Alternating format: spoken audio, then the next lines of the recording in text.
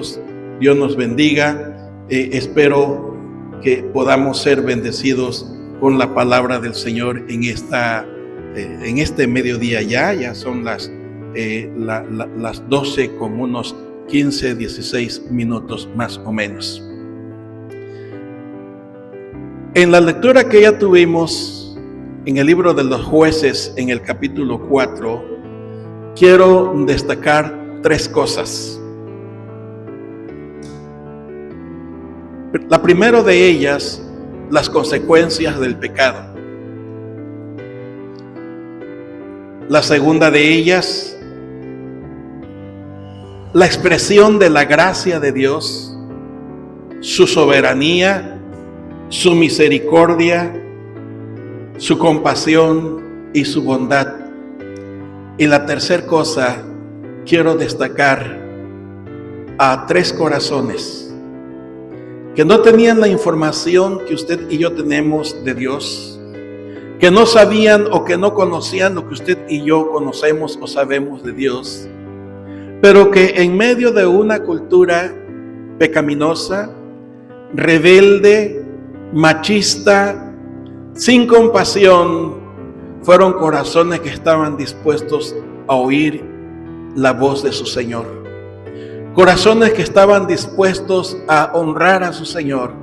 Y corazones que se dieron por completo, esforzándose en cumplir lo que Dios les indicaba paso a paso. Por eso, ya no vamos a volver todo el capítulo. Lo encargo que lo lean en casa otra vez. Ustedes que me están escuchando, es el libro de los Jueces, capítulo 4.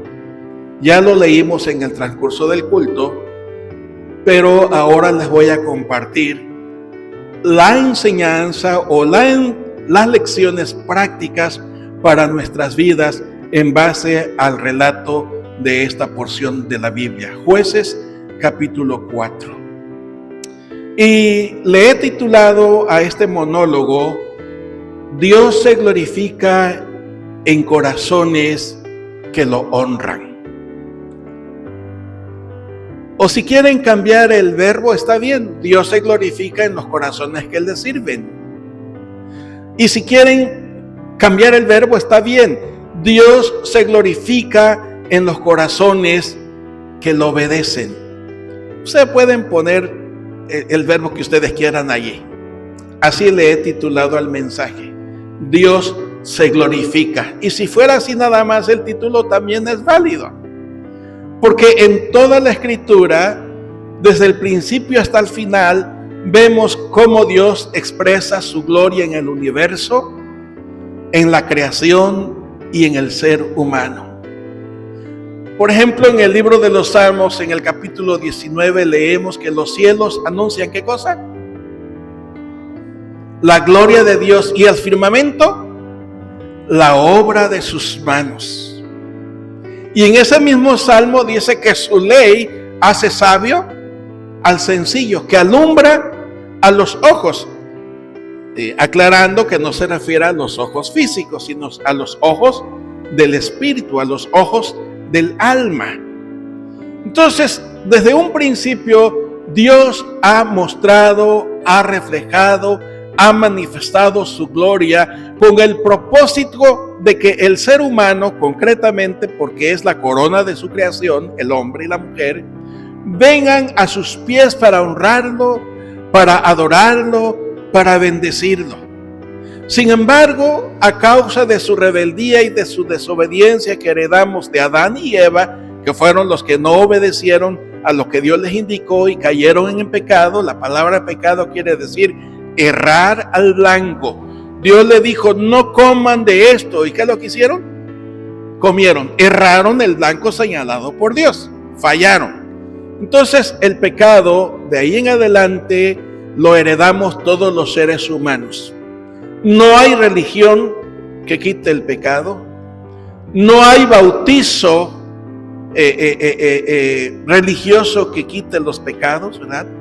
Se nos enseñó en los últimos 500 años aquí en México, ¿verdad? Se nos vino a enseñar que si se bautiza al niño se le tumban los cuernitos. No, no es así.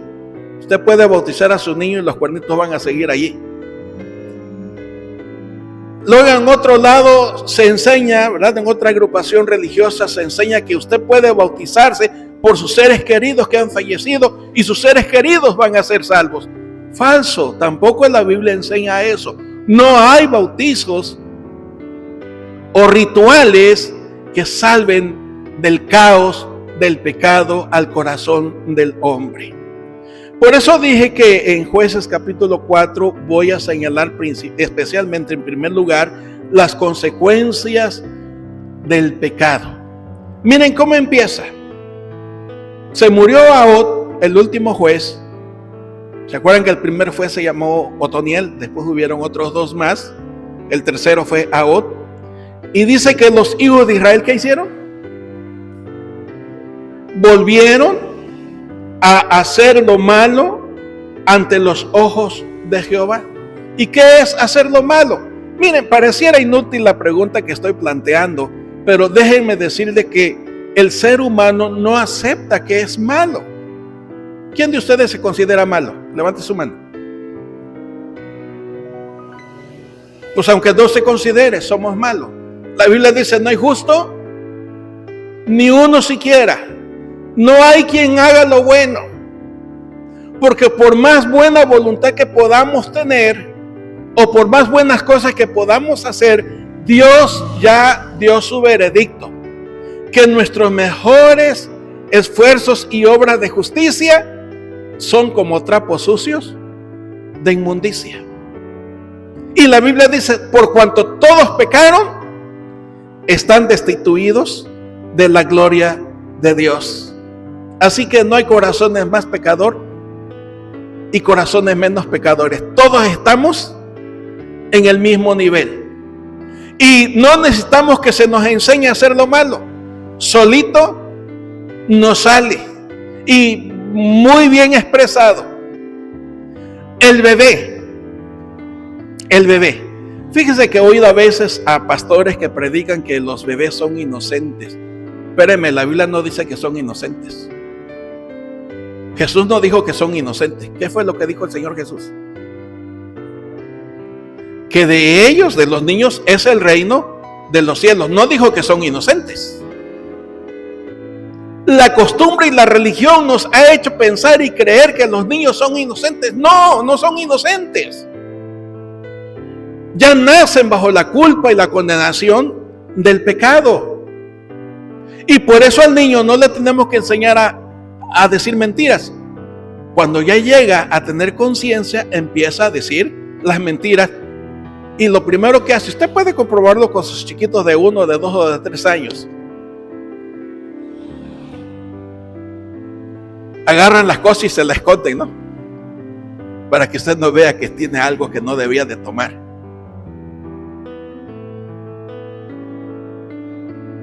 Oh, ¿quién hizo esto? ¿Y qué es lo que dice el niño? Yo no fui. Yo no fui. ¿Quién sabe quién sería? O por ejemplo, el niño no tiene ni el año y ya hace sus corajes bien fuerte. Y recuérdense que la ira es expresión del pecado. ¿Cómo manifiesta una criaturita su ira y su enojo? ¿Vale?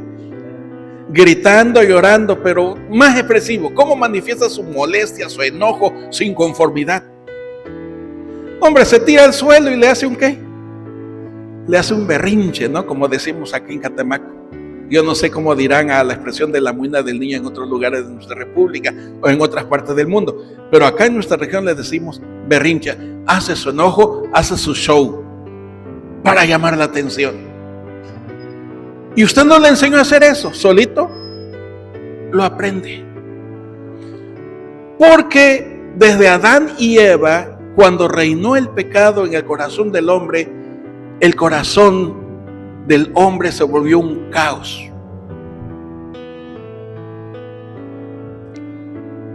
Y hace que el ser humano se comporte, ese corazón lleno de caos, se comporte desenfrenadamente, sin juicio, sin razonamientos a veces, y en algunos casos el ser humano se comporta peor que un animal. ¿Sí o no? Y cuando la Biblia dice que los hijos de Israel, a la muerte de su juez Ahod, que volvieron a hacer lo malo, concretamente volvieron a hacer las cosas que a Dios no le agradaba. Dios les había dicho tajantemente: no tendrás imágenes o te harás dioses ajenos delante de mí. ¿Y qué es lo que hicieron? Adorar a los ídolos de los cananitas. Y Dios les había dicho que no, y ellos lo hicieron. Dios les había dicho: no tengan relación matrimonial con las muchachas de ese lugar. ¿Qué fue lo que hicieron? Lo hicieron. No le hicieron caso a lo que Dios les instruía. Por consecuencia lógica, desagradaron a Dios. Y cuando dice volvieron a hacer lo malo, está diciendo que vivían desenfrenada o caóticamente, no tomando en cuenta ni principios morales, ni principios religiosos, ni principios de conciencia, ni principios o estado de vida gratos delante de Dios. Hicieron lo malo. Dios había señalado que la paga del pecado es la muerte. Bueno, eso lo sabemos nosotros. Ellos no lo sabían en ese momento. Pero no lo sabían no porque Dios no se los había revelado. Dios ya lo había revelado desde un principio. Para cubrir la desnudez de Adán y Eva, Dios tuvo que sacrificar. No quiero usar la palabra matar porque luego tienen otras... pero mató pues a dos animalitos inocentes, ¿sí o no? ¿Qué culpa tenían los animales de que Adán y Eva pecaran? Y ellos murieron para cubrir la desnudez de los culpables. Desde un principio Dios dijo que el pecado trae consecuencias dolorosas. Lo enfatizo porque los cristianos del tercer milenio pecamos impunemente pensando: eso no es malo, todo mundo lo hace. Y si él lo hace, yo ¿por qué no lo voy a hacer? Y así nos vamos cubriendo. Otros hermanos, según aconsejan a los demás hermanos y le dicen: no, hombre, no tienes que hacer lo que dice el pastor, ¿qué gusto le vas a dar al pastor?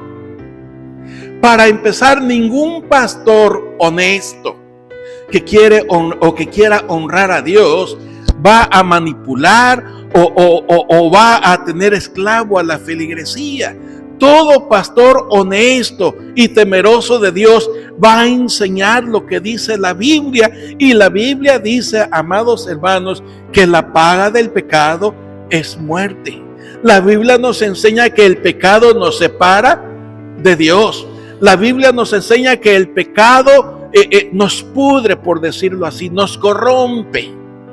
No solamente nos separa de Dios, no solamente trae consecuencias graves, sino nos hace viles y perversos.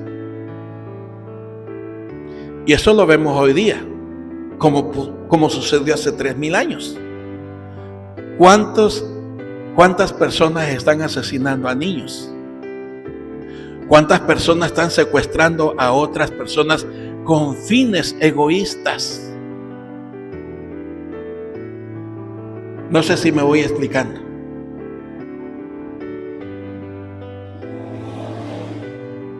Dios en su soberanía, hermanos, elige, llama y respalda al corazón sumiso, obediente, servicial, fiel y activo, sea hombre o sea mujer.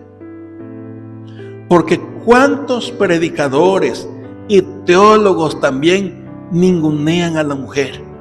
He estado en congregaciones donde a la mujer no se le permite ni siquiera orar.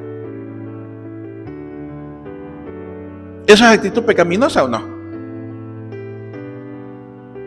He estado en congregaciones donde por acá están los asientos de los que están más acaudalados y por acá están los menos acaudalados, y hasta allá atrás al fondo los que usan chanclitas y guaraches. He estado, no me lo estoy inventando. He estado en lugares así. Y cómo el pecado está dentro de la iglesia, porque lo vemos normal y natural. Una vez estábamos enseñando en un lugar, no sé si mi esposa se lo va a recordar, estábamos enseñando en un lugar sobre Ananías y Zafira, y uno de los hermanos por ahí dijo, ya parece que me va a pasar eso a mí. ¿Sí saben lo que le pasó a Ananías y Zafira? Ellos pretendieron engañar a Dios, porque se acuerdan que vieron que todo el mundo traía ofrendas, vendían sus casas y la traían a los pies de los discípulos en la iglesia recién nacida para que se repartiese según la necesidad, y ellos también, pues vamos a hacerlo. Pero se pusieron de acuerdo, estoy citando Hechos capítulo 5 para los que no saben. Ellos se pusieron de acuerdo y dijeron, ¿por qué no le quitamos una parte y lo entregamos y decimos que eso fue todo lo que nos dieron? Pero eso que sustrajeron, ¿cómo fue llamado? Robo. Y hoy los cristianos robamos a Dios, no dándole el tiempo que Él merece, no dándole la ofrenda que Él prescribe, no dándole el diezmo que Él prescribe. Hoy los creyentes pecamos, pero pensamos que no, porque ya eso del diezmo no es cierto, y muchos de ustedes han sido embabucados por esas enseñanzas y están pecando delante de Dios. No me lo invento, lo dice la Biblia. Yo no estoy aquí para hablarles del dinero en esta mañana. Estoy aquí para hablarles que el pecado acarrea graves consecuencias. Acarrea el juicio de Dios.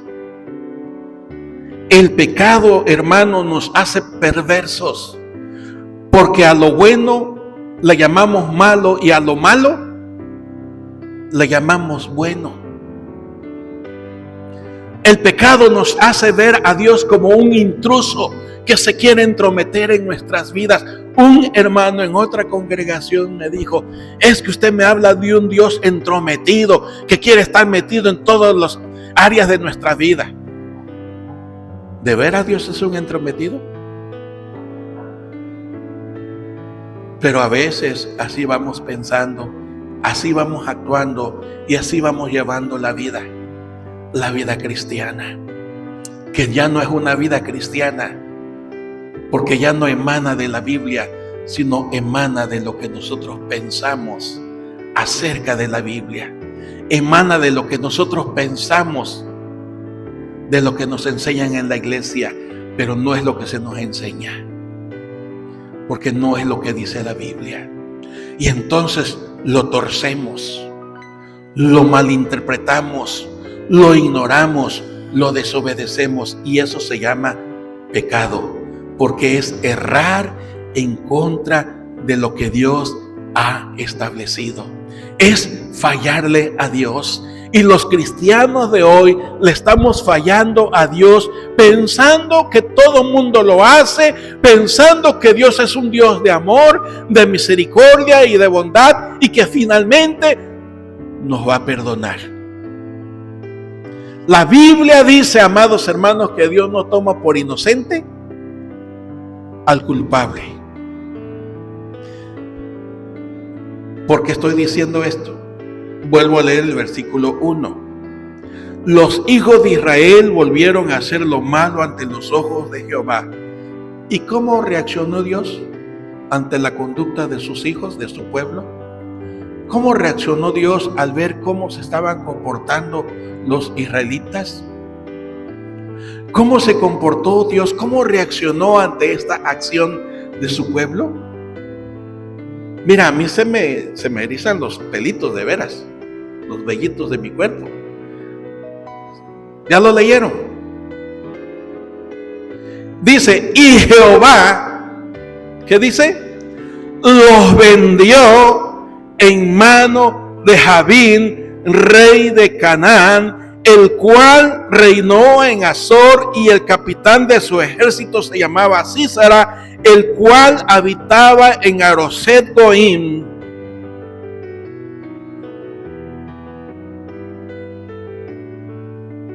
¿Y por cuántos años? Ya lo leímos, pero a lo mejor estoy siendo muy exigente al decirle, ¿por cuántos años estuvieron vendidos en cautividad, en opresión, en angustia, en hambre, en enfermedad, en desamparo y en abandono? ¿Cuánto tiempo? Le doy un día al que me diga.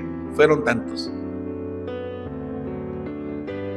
20 años. Le damos un día al doctor. 20 años de opresión. Se dieron el gusto de ir en contra de lo que decía Dios, como muchos creyentes. Vamos a darle una canita al aire. Tengo derecho de distraerme, tengo derecho de divertirme, tengo derecho de vivir mi vida, me han dicho muchos hermanos en muchos lugares. ¿Por qué tengo que vivir triste? Espérame, la Biblia cristiana no enseña que la vida es, la vida cristiana no es enseñada en la Biblia que es una vida triste. Jesús dijo que es una vida, ¿de qué, hermanos? De abundancia. Es una vida abundante. ¿Saben quiénes se han encargado de entristecer la vida cristiana? Nosotros. Porque empezamos a ver la palabra de Dios como una pesada losa en nuestra espalda. Empezamos a ver la presencia de Dios acompañándonos, no para protegernos, sino porque tenemos la idea de que Dios nos anda vigilando. Y nos cuesta trabajo ponernos de pie y cantarle con gozo. Nos cuesta trabajo orar agradeciéndole por la vida, por la salud, por los alimentos. Y hoy los cristianos ni siquiera tienen tiempo para darle gracias a Dios antes de comer un bocado. Toda esa expresión pecaminosa, hermanos. Yo no estoy aquí para señalarlos y para cuestionarlos. Estoy aquí para decirles, miren lo que acarrea el pecado.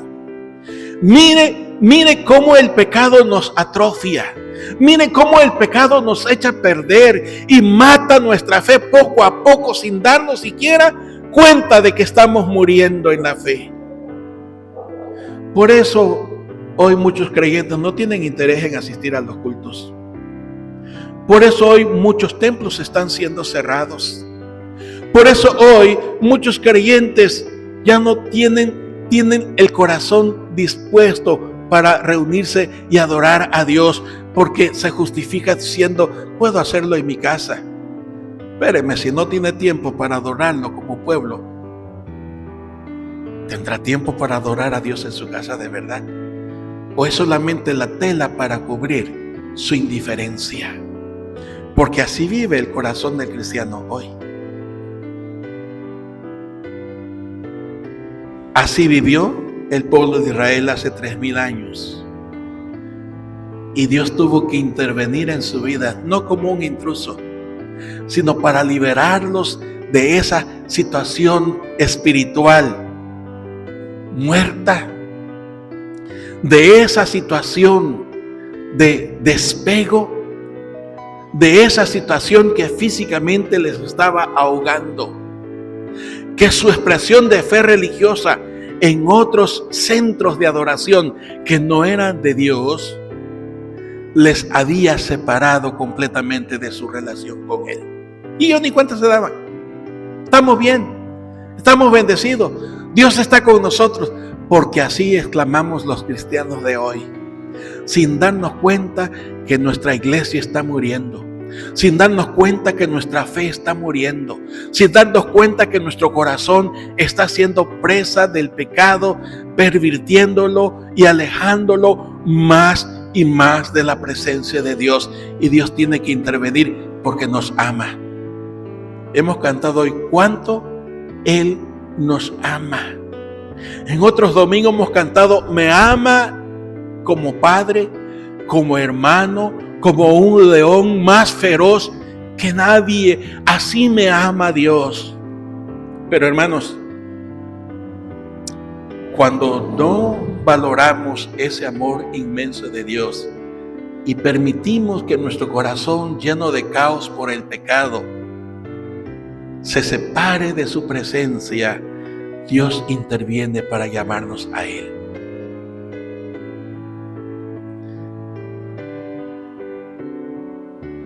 ¿Quién fue el artífice de que el pueblo de Israel cayera en opresión de 20 años?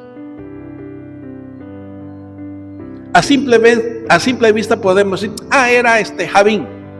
¿Quién era Javín? ¿Quién era Javín? Si hago las preguntas porque ya leímos, Era el rey de esa región, el rey de Canaán.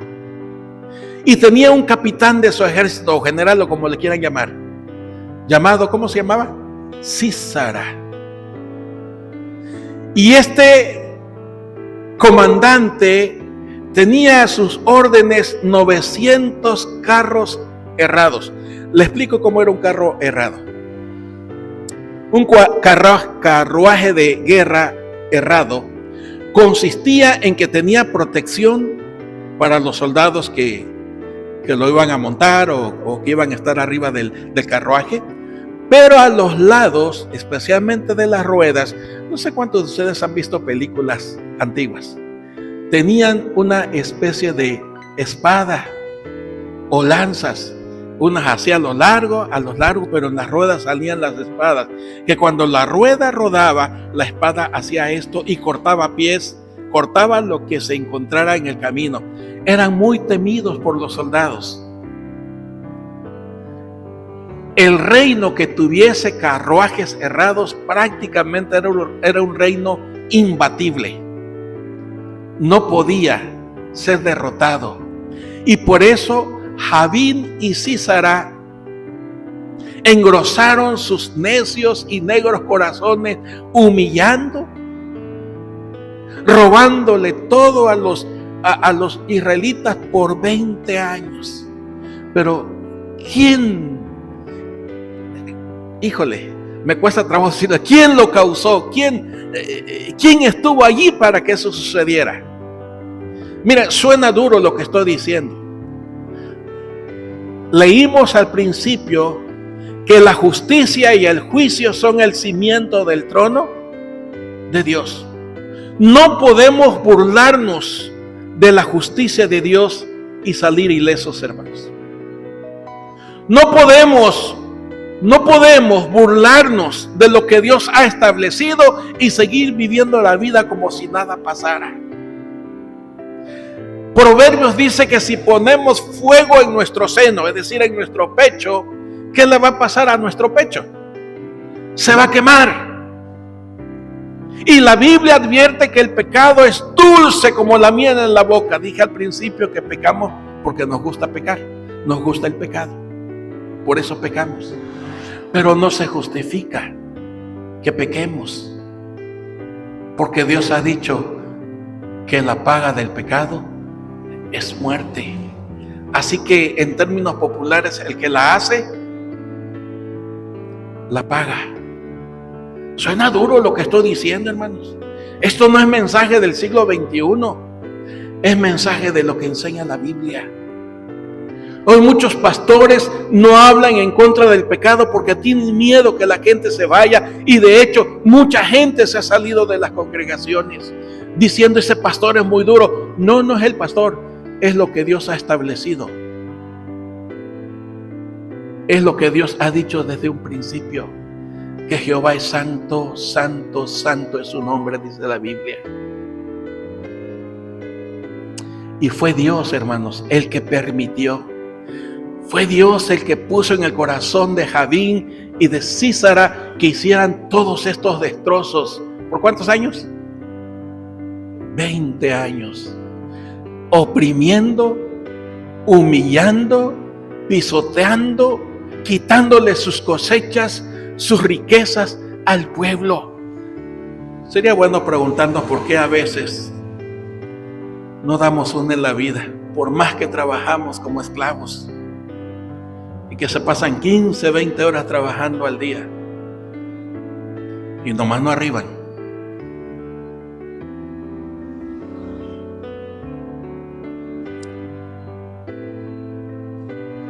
Sí, nos dimos gusto pecando, nos damos gusto con nuestros placeres y hacemos lo que se nos venga en gana.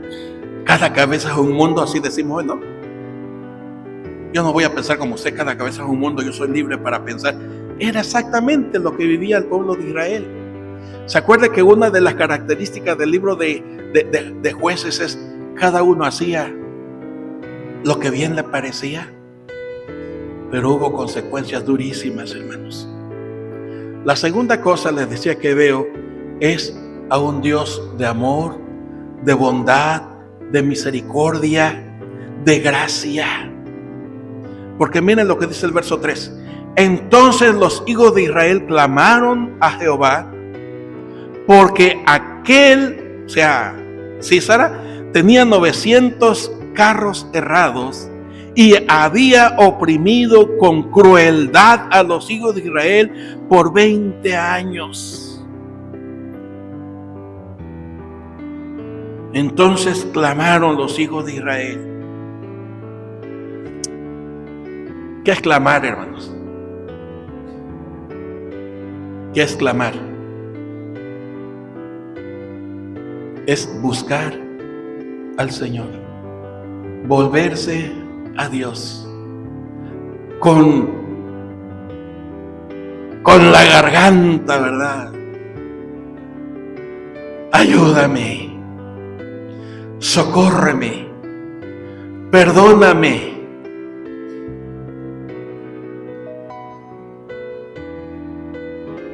Pero si no sabemos agradecerle sus bondades y no queremos reconocer que somos pecaminosos, ¿cómo le vamos a clamar?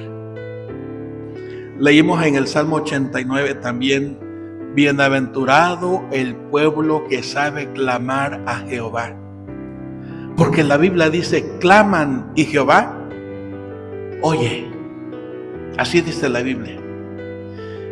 Por ejemplo, en Jeremías 33:3, que es un versículo muy conocido en mucha mente cristiana. ¿Alguien se lo sabe? Clama a mí. ¿Y cuál es el compromiso de Dios? Yo te voy a responder. Yo te voy a contestar. Yo te voy a oír y te voy a enseñar. Cuando clamaron los israelitas delante de Jehová, ¿qué hizo el Señor, hermanos? Responderles con liberación. ¿Lo notaron? Dios respondió con liberación, porque así es Dios, hermanos.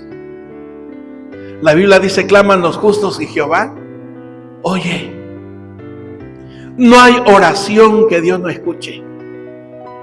No hay oración que Dios deseche. No hay oración que Dios diga no es importante. La Biblia enseña, hermanos, que cuando el corazón le busca, que cuando el corazón le clama, Dios se hace presente. Y finalmente, porque ya se acabó el tiempo, ¿verdad? Finalmente, hermanos, ¿cuál fue la respuesta de Dios para liberarnos? Levantó 3 corazones. 2 mujeres y un hombre. Y no tiene nada que ver con la novela de 2 mujeres y un camino.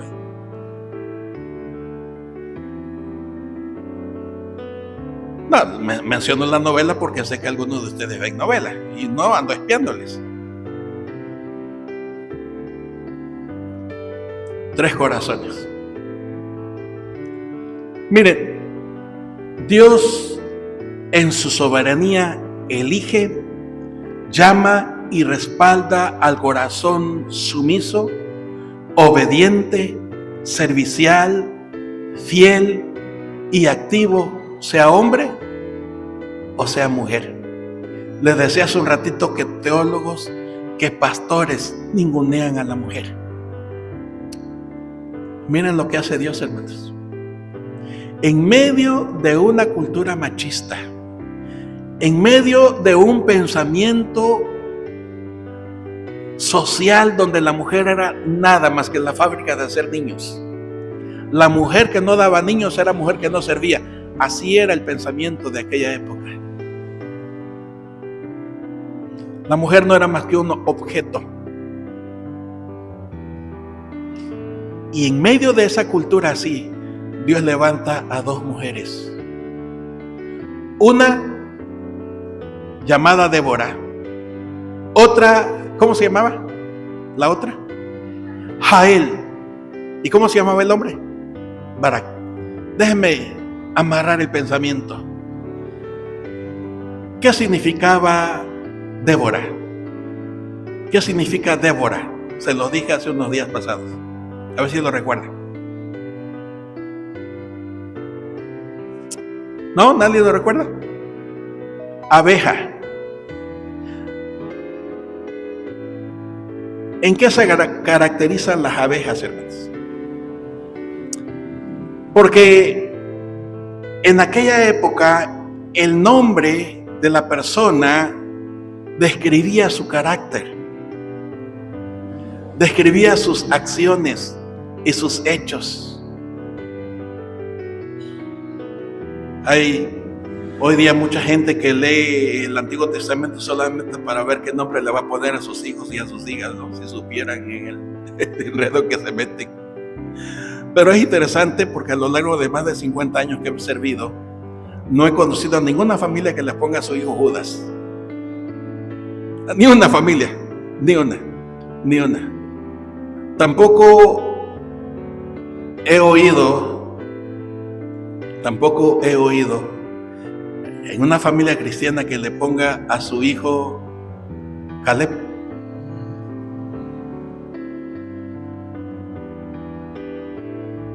Pero volviendo a lo que me interesa compartirles, ya saben cómo se caracteriza una abeja. Muy trabajadora, muy protectora, sí, protege mucho con su vida, protege el enjambre. Muy trabajadora, muy protectora, pero ya estoy buscando otra palabra.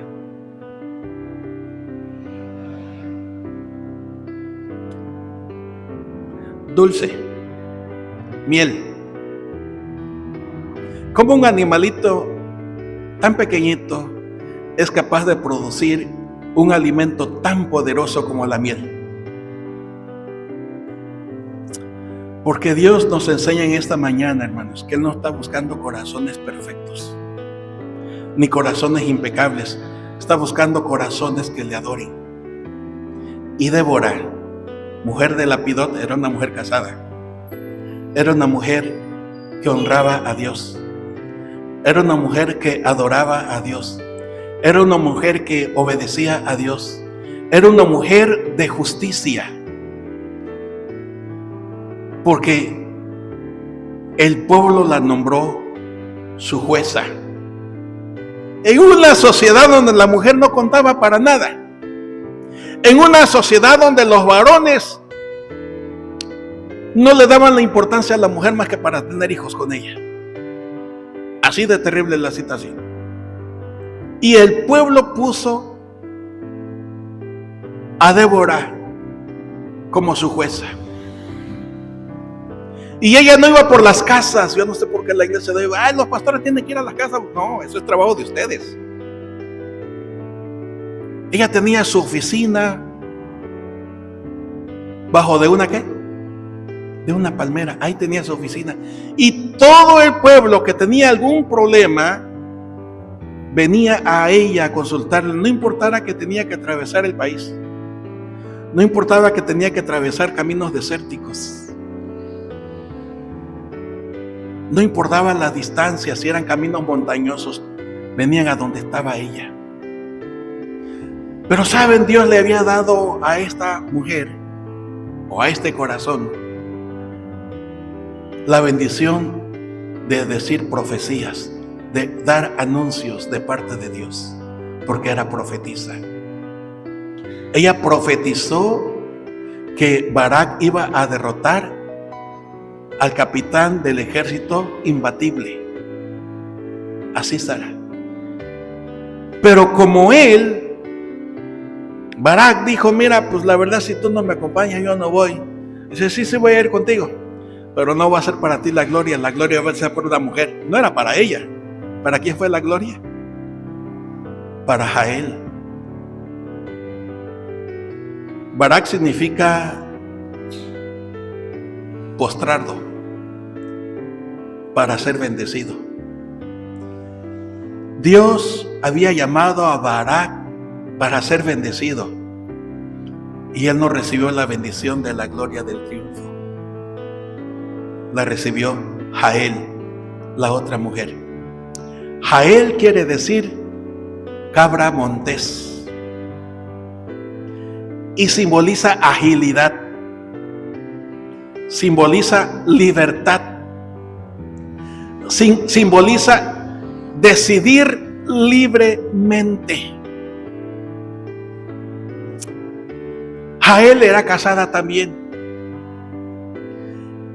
y su esposo se había separado de Jetro, el suegro de Moisés, que era temeroso de Dios, sacerdote en Madián, ¿recuerdan? Pero se había plantado cerca de Israel. Eso me indica que ellos vivían la fe de Israel. Eso me indica que ellos eran temerosos de Dios. Y aunque tenían diplomáticamente paz con Javín, por eso Sísara llegó a hospedarse con ella sin temor, sin miedo, sabiendo que eran aliados. Pero Jael, la cabra montés, la fuerza, la agilidad, la libertad de pensamiento o decisión libre, tomó una decisión crucial. ¿Y qué decisión tomó? Sin proponérselo,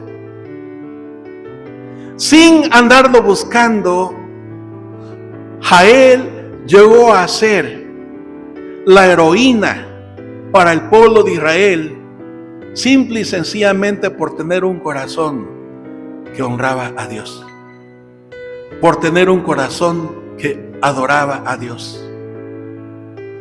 Y vean cómo se deshizo de aquel temible comandante llamado Sísara. Ni cuenta se dio cuando murió. Estaba tan rendido, estaba tan cansado, que así murió. Porque si bien es cierto que Dios enjuició el pecado de su pueblo, si bien es cierto que Dios entregó en manos crueles a su pueblo, también es cierto que Dios intervino para liberarlo. Y también es cierto que Dios levantó, respaldó corazones que le adoraran, sin importar cómo fueran estas personas. Porque Dios busca corazones que le adoren en espíritu y en verdad. Porque quiero que vean, por favor, el último verso de Jueces 4. Con eso cierro, con eso termino. Y versículo 23 y 24. Así abatió, ¿quién? Dios aquel día a Javín. Dios levanta, pero también Dios tira. Dios levanta al humilde, pero también humilla al soberbio. Por eso Dios busca corazones que le adoren en espíritu y en verdad. Espíritu y en verdad que se manifiesta en obediencia, en entrega, en servicio, en adoración. Cuando nosotros los pastores decimos, hermanos, hay esto para hacer, sea usted el primero en responder. Hermanos, vamos a construir esto, sea usted el primero en contribuir. Sea usted el primero en dar el paso, porque Dios tiene algo especial para usted. Dios tenía una bendición especial para Barak, porque Barak quiere decir eso, postrarse para ser bendecido. Dios había dicho que Barak iba a ser el héroe. ¿Y quién resultó la heroína? Una mujer. Eso no significa que Barak no quedó con bendición. Claro que quedó con bendición, porque estuvieron gobernando a Israel junto con Débora y Barak comandando el ejército. porque Dios levanta a quien quiere, pero también humilla a aquel que se cree de más. Por eso la palabra dice que no tengamos más alto concepto de sí que el que debemos tener. Seamos de un corazón que adora, que honra, que sirve al Dios de los ejércitos. Jehová es su nombre. Amén.